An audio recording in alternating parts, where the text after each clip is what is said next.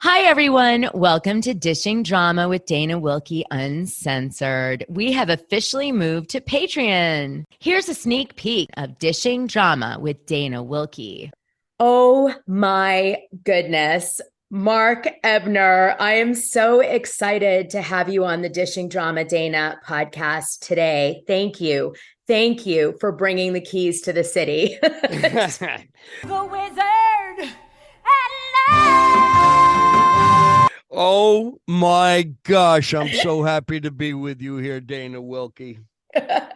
Well, let me just, you guys, if you don't know who Mark Ebner is, he is kind of like an Enty on steroids, really.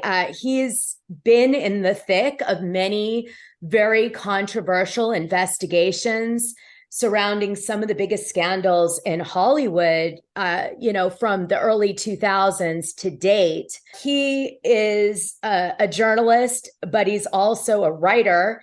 He's a New York Times bestselling author. He's written, 10 books or something like that, Mark? Yeah, I just finished The Magic 10 with that book Off the Deep End from HarperCollins about the pool boy and the Falwells. If your listeners are interested, I can recommend that book without reservation.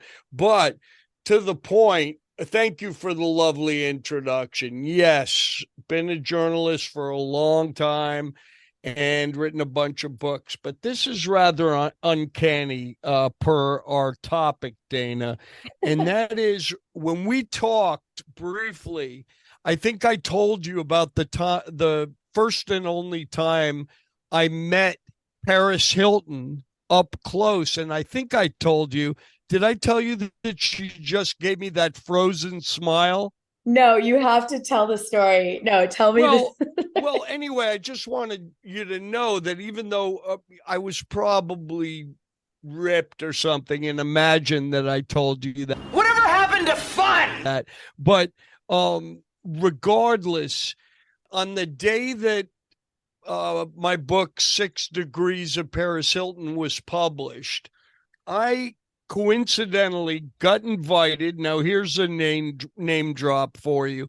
I got invited to a party up at Carrie Fisher's house. Yes. The late, great Carrie Fisher. Love her. And I'm up at her house, and Paris Hilton comes waltzing in. And now, of course, I had a copy of the book with me. It just came out. So we were standing around a table, and I put the book down. She saw her name on the cover, and she looked up at me, and the only way I can describe it wasn't side eye. She didn't give me the hand. She gave me this frozen smile, and that's how I've always described it. And then, I read her book yesterday, and she talks about her frozen smile. So I have to give her points for self-awareness. Yeah, well, I was doing a comparison to my own experiences with a lot of the people you talk about in your book, 6 Degrees of Paris Hilton, which I love. Mm-hmm. And I was also doing a comparison to House of Hilton and Paris Hilton's Memoir, kind of seeing how they all tie together or don't match, all of those things, because there's obviously many different versions of the truth in scandals and in Hollywood, right? Depending on who you're talking to. Yeah. I mean, listen, she, she's a master at, ignoring the down and dirty stuff, for sure. Because I thought that even anecdotally, she might mention, this fucking skell named Ebner. Can I say the F word on your show? Yeah, of course. Yeah. She probably, wanted to, I've had, people that I've mentioned in books. For instance, I wrote Hollywood Interrupted, my only New York Times bestseller. And I dedicated a little subchapter to Heidi Fleiss, where a buddy of mine had wiretapped her home leading up to her arrest, right? And so I just basically keyed in on, the more startling phone conversations that she had, and I transcribed them into a little chapter for Heidi Fleiss in the book.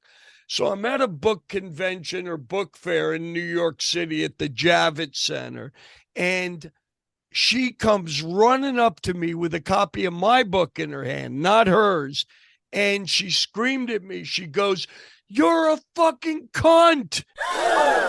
She called me the C word. Jeez. The first and only time I've ever been called that. And I've been called a lot of shit in my life. But I had to share that anecdote with you, Dana, to show you that the reactions are different. But I think the message behind Paris Hilton looking up at me, saying nothing, and giving me that frozen smile was probably the same sort of sentiment expressed by Heidi Fleiss years earlier.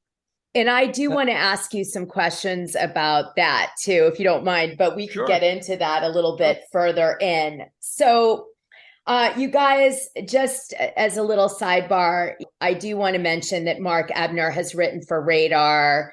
He's done Rolling Stone, Maxim. You have done commentator work, right? Didn't you do the Paris Hilton sex tape on... You were one of the people they interviewed for that on one of the shows too, when they were doing the sex tape.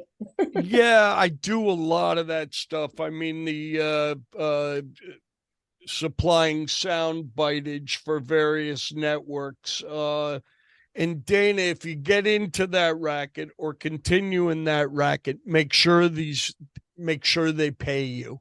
That's all I can say. Oh, wow. I'm really glad you gave me that advice because that's happening, right? Well, look, basically these networks will say, and this is, for anyone who wants to be a talking head, and this is the secret, they will say, "Oh, we can't pay you, but this is good exposure." Well, for me, exposure like that is the last thing I need. It's not, this is, if you want a piece of my expertise and your name is not Dana Wilkie, then you're going to pay me. Except, although I did make an exception over the holiday weekend, I did an interview for Russian television, talking Trump and Stormy Daniels. And you can be certain I didn't take a ruble from them because that could get me in trouble. With for sure. And that sort of thing. But all the other time, you just say, "Pay me." And they'll say, "Well, we don't pay for experts on our show," or whatever. And then you say, "Well, this is the key. You ask them for a materials fee. And then you send them a few pages from your journal and say, yeah, license that." Because let's face it, we're not doing breaking news television more likely than not. What we're doing is we're just feeding the beast and, doing more entertainment television. So in the spirit of unity, I think everybody should get paid. And that is my rant. I love it. Thank you, Mark. That advice is timely. Okay. So let's just talk a little bit about what 6 Degrees of Paris Hilton is all about. Just for people who haven't read it, I've read it obviously a few times. But tell them a little bit. And then I want to just tell you that in your book, there's a lot of Hollywood players, right? And I want you to know that I have ties to about 15 people mentioned in your book from my time in Hollywood. Well, I don't doubt that for a second. It really is a small town when you get down to it, isn't it? And especially when you go into the nightclub scene in Hollywood from, say, the late 90s to the mid 2000s. I think that it's not a shock to me. It doesn't, no judgment. I mean, of course you knew these people, but what I will say to try and explain to your listeners what 6 Degrees of Paris Hilton was about was simply this. I had an unfortunate year, and, in many cases, fortunate. In other words, I'm making hay out of it now. But I worked for David Pecker for 1 year at the tabloids. I was a senior reporter at Inquirer, Globe, and the Star. And a year was about all I could take. But on my way out the door, before I got myself fired, I had accessed Paris Hilton's T-Mobile sidekick, which, by the way, she talks about in her memoir, Paris, the Memoir. She talks about the different phones that she had, and I think she was particularly enamored with that T-Mobile sidekick back in the day because it stored everything, her photos, videos, contact list, and everything else, right? So being at a tabloid, that's the kind of thing that surfaces out of the muck and the mire of that particular profession. And so I'm looking through her phone and I see there's a photo of Fred Durst with his grizzly dick in his hand, right? And it's literally a selfie of him holding his cock. And he wrote a 2-word message to her, "Miss me?" ? And, so I chuckle at that. I keep scrolling and I start looking at her contact list. And here's an old journalism trick. It's not the names that you recognize that are important. More often than not, it's the ones you don't recognize. And a name popped up and it was Darnell Riley.